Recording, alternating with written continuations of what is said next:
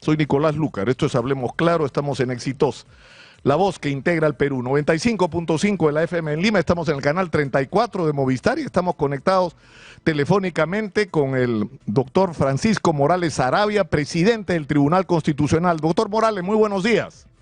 Señor Lucar, muy buenos días y gracias por la invitación. La gran pregunta que nos estamos haciendo los peruanos, aunque parezca mentira, doctor Morales, es ¿qué han resuelto ustedes exactamente? Es decir, la decisión de ustedes habilita al juzgado de Ica para conceder el indulto a Alberto Fujimori, ¿sí o no? Gracias por la pregunta y por su importante programa que se escucha a nivel nacional. Nosotros lo que hemos hecho es declarar improcedentes dos aclaraciones. Una del procurador del Poder Judicial y otra del abogado del señor Fujimori. Al haberlas declarado improcedentes, obviamente no podemos decir nada. Es decir, no podemos decir más de lo que ya fue dicho en la sentencia del 22 de marzo del año pasado, donde se dispone la restitución del indulto y la libertad y excarcelación del señor Fujimori. Eso es lo único que hay ahorita en el Tribunal Constitucional. Y nosotros hemos derivado esto al juez que, como en todos los habeas corpus que ha resuelto el Tribunal Constitucional en última instancia, cuando se ordena la excarcelación hay que cumplirla. Eso es lo que hay, señor Lucar. Claro, pero entonces que me está respondiendo algo. Usted afirmativamente, porque es cierto. Por supuesto, señor Lucar. Sí. La resolución concluye diciendo que no se admiten las aclaraciones porque en un caso no procede, porque en realidad está pidiendo definiciones sobre temas de fondo y no corresponde. Claro, quiere que revierta la sentencia. En el segundo, donde el abogado Riera ni siquiera había cumplido los plazos. O sea que ni siquiera es desde el punto de vista, digamos, administrativo admisible. Pero en el cuerpo de la resolución, ustedes dicen, el Tribunal Constitucional ya resolvió sobre este tema de su última instancia inapelable. Por lo tanto, el juez de Ica está habilitado para conceder el indulto y el gobierno está obligado a cumplirlo. Sí, señor. Pero si usted se da cuenta, a ese párrafo que usted hace es la premisa. Es la premisa. Nosotros, ¿por qué hemos declarado improcedentes las aclaraciones? Porque consideramos que hay una sentencia válida, que es la del año pasado. Y eso es lo único que hay. O sea, no hay nada tan oscuro, tan problemático como algunos dicen, ¿no? Claro, ahora tenemos en el voto singular del doctor Ochoa, él decía que en realidad ustedes deberían haber sido más explícitos al definir lo que es en realidad la controversia que hay sobre este tema. Así no se lo hubieran solicitado de manera directa con estas aclaraciones. Es decir, ustedes toman una resolución en marzo, pero la Corte Interamericana de Derechos Humanos dice que el Estado peruano debe abstenerse de implementar la sentencia dictada por el Tribunal Constitucional el 17 de marzo del 2022, que restituye los efectos al indulto por razones humanitarias, etcétera. Es decir, la Corte Interamericana le dice al Estado peruano, ustedes no pueden aplicar esta resolución del Tribunal Constitucional. Y lo que reclamaba en minoría uno de los miembros del tribunal es definamos esto. Sí, pero aquí en este proceso ahí no se podía definir eso. Porque la ley establece claramente los mecanismos y los recursos. ¿Sabe cuándo se puede debatir eso? En otro caso, en otro habeas corpus. Ahí se podría debatir. Claro, pero en este caso, es decir, hay un habeas corpus, ustedes lo han admitido, ustedes lo han aprobado, ustedes dicen queda habilitada el otorgamiento del indulto, por lo tanto, el juez tiene que proceder y el Ministerio de Justicia tiene que aplicar ese indulto. Eso es lo que tendría que ocurrir, es más, en las próximas horas. ¿Ese es el contexto en el que estamos? Eso es lo que debería ocurrir en cualquier caso similar en el Perú. Ahora, hay usted sabe, doctor Morales, una gran controversia sobre el origen de este indulto, ¿no? Es decir, lo que debía ser un tema estrictamente humanitario, ¿no? Políticamente tan complicado además, pero digamos, más allá de cualquier otra circunstancia, lo que debe mandar acá es el tema humanitario. Es decir, la permanencia en prisión de Alberto Fujimori supone un riesgo grave para su salud y para su propia vida, sí o no, y en función de eso se decide. Lamentablemente, la manera que en el gobierno de Pedro Pablo Kuczynski y de sus ministros se manejó este tema fue convertir el indulto en una moneda de cambio. Yo te doy el indulto, tú me das votos para que no me vaquen. ¿eso no descalifica el otorgamiento de este indulto? ¿No hubiera sido mejor el otro camino, el hacer el procedimiento despolitizado y sin transacciones, sino basado exclusivamente en el tema humanitario? Estimado señor Lucar, me va a disculpar, pero nosotros todavía tenemos 2 habeas corpus más del señor Fujimori. Entonces, yo no puedo entrar en el fondo a las consideraciones que usted menciona. Lo que sí le puedo decir es que la valoración del tribunal, y por eso es que ha habido un largo debate, nos hemos tardado 1 año y 6 meses, bastante, lo reconocemos, pero usted verá las posiciones que hay. Hay un magistrado que considera que debimos anular todo, hay otro que considera que deberíamos haber ingresado a discutir, pero una mayoría, sí. Hay una mayoría que prefirió cumplir la sentencia del tribunal. Y quiero que, por favor, permítame explicar esto, es muy importante.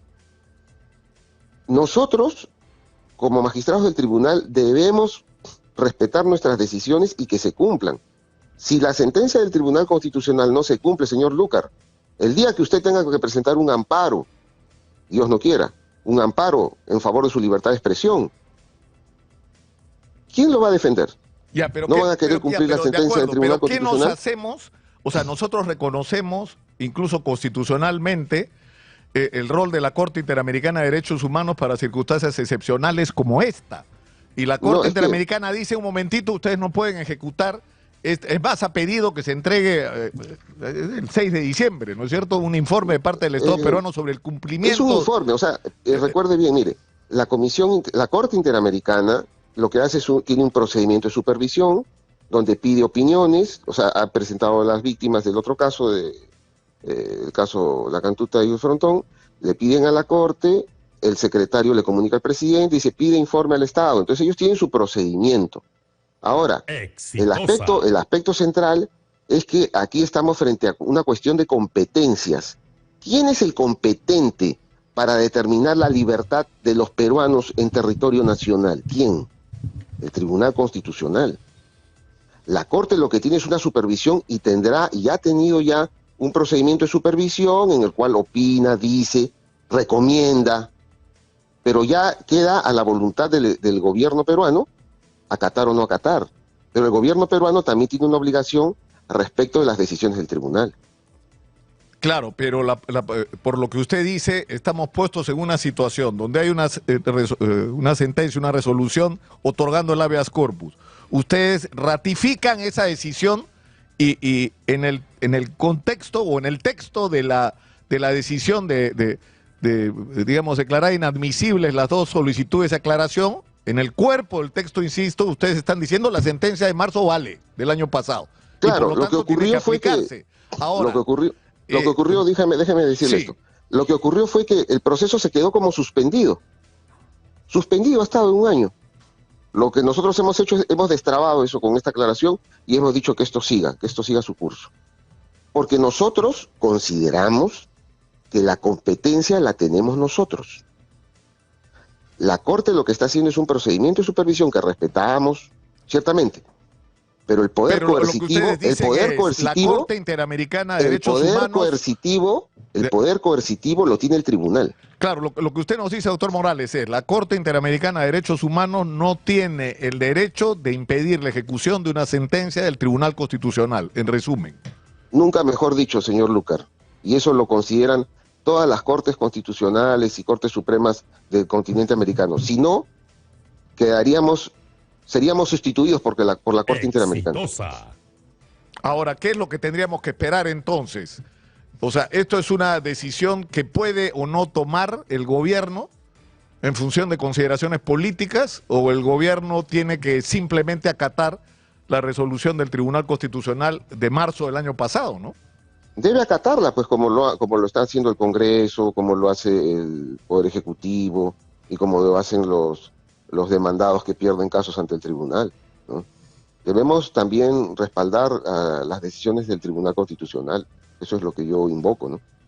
Claro, ahora, el problema es que esto va a plantear un inevitable conflicto con la Corte Interamericana de Derechos Humanos, ¿no? No lo creo, porque ha habido otros casos donde en Argentina, por ejemplo, la Corte Suprema Argentina dijo que ellos consideraban que eran los competentes y entonces la Corte les dijo, ah, ya bueno, está bien, y cumplieron anotando.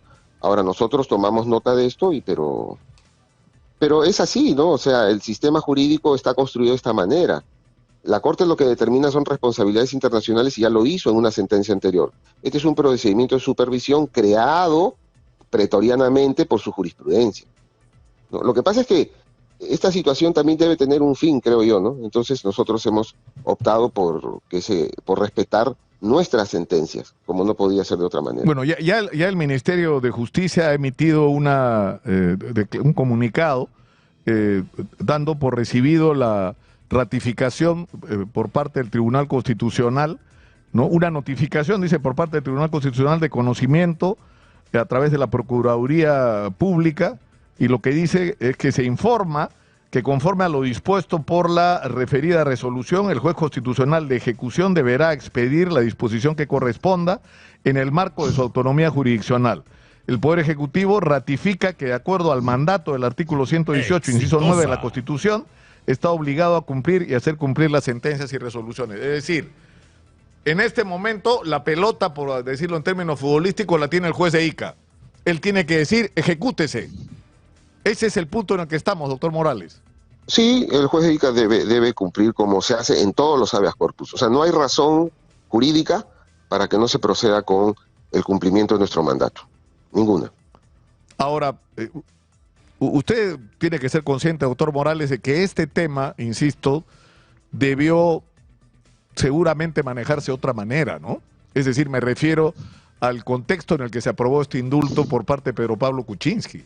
Es decir, un tema que debería manejarse estrictamente en el ámbito humanitario se convirtió en un tema político, de transacción, de canje de votos por indulto y por otras cosas más horribles, ¿no? Pero en fin, en este caso específico fue, tú me das tus votos en contra de la vacancia y yo te doy el indulto de tu padre. Es decir, eso está mal, doctor Morales. Bueno, como le comenté, no me entro en ese tipo de consideraciones. Yo respeto mucho su punto de vista porque es un periodista de larga trayectoria y con posiciones muy firmes que obviamente son valoradas por nosotros, ¿no? Ahora, para terminar, esta comunicación de la Corte Interamericana, ¿qué implicancias pueden tener? Lo que está pidiendo en realidad es un informe, ¿no?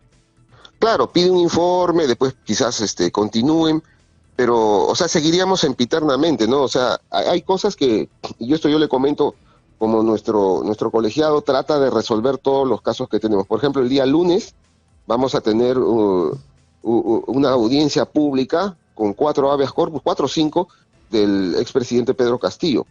Él ha presentado 17 habeas corpus, señor Lucar. Y entonces vamos a entrar a verlo. El día lunes tenemos una audiencia pública sobre eso. También tenemos 2 casos sobre el tema de los peajes. Uno referido a todos los peajes que existen en Lima y otro al famoso peaje de Puente Piedra. Son casos difíciles, complicados, pero donde hay que tener decisión. Ahora, hay algo, vivimos en un país signado por la desconfianza, ¿no es cierto? Sí. Estamos en medio de una tremenda crisis política, el Ministerio Público está en una especie de guerra intestina, ¿no? En un contexto además donde hay los juicios anticorrupción más importantes de la historia entrando en la fase decisiva, y en medio de todo esto ocurre, por un lado, la acusación de contra Dina Boluarte por parte de la fiscal de la Nación, que a la vez está siendo investigada por la Fiscalía contra la Corrupción del Poder, o su entorno está siendo investigado, e incluso están detenidos, ha habido allanamiento, y en ese momento ocurre esto del Tribunal Constitucional. Entonces los malpensados dicen, no, esto es parte de una operación, ¿no es cierto?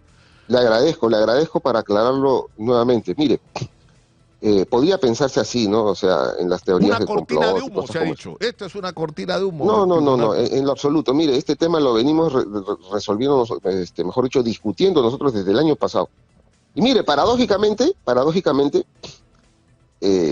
no voy a decir nombres, ¿no? Pero paradójicamente en nuestro equipo, en nuestro grupo de magistrados, unos eran los que querían sacar esto ya, otros no, otros sí, otros no.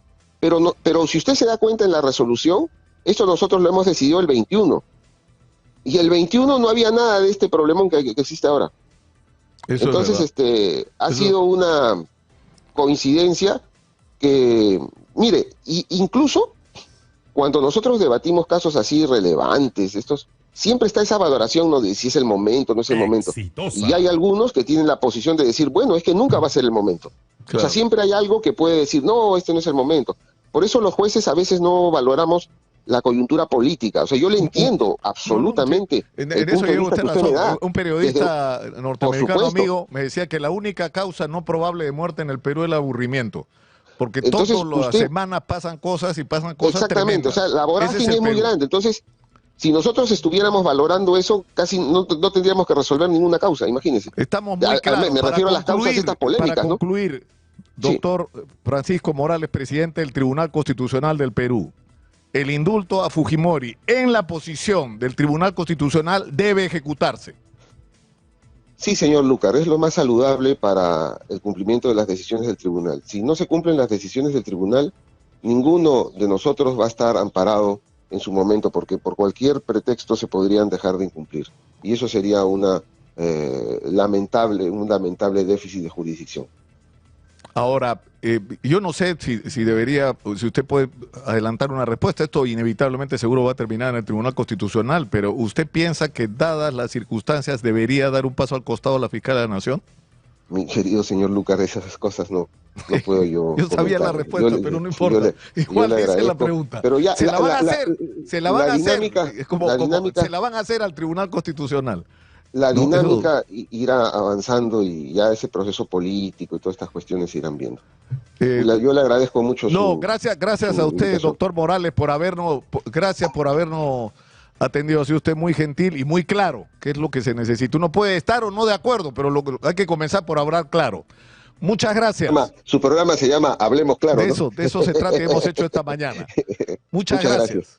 Igualmente. Hasta luego.